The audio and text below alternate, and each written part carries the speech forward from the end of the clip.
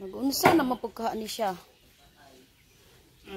Ay, bungga na sa kong kahoy, kay gamay na lang nabilin sa kong kahoy, hindi bungga na tumiyagin si Mana.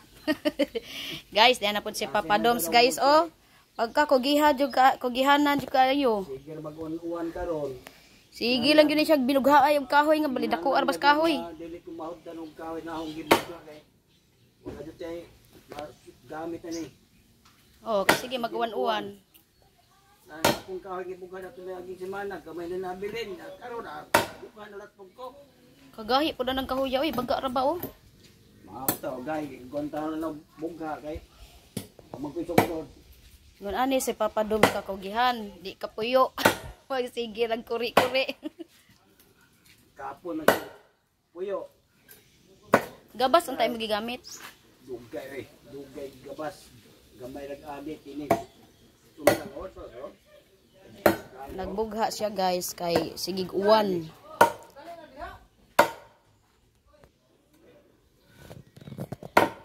Maghangos na pud ni siya ron guys kay na nagbugha gahi kaayo. Tural, man yun ang hangos, kay kapoy ko na magtrabaho ko. Hangos, buta. Gama kaninang magkaon, hangos, nga nita, pinigurog hungit. Kalinagdag kong hiwa sa sudan.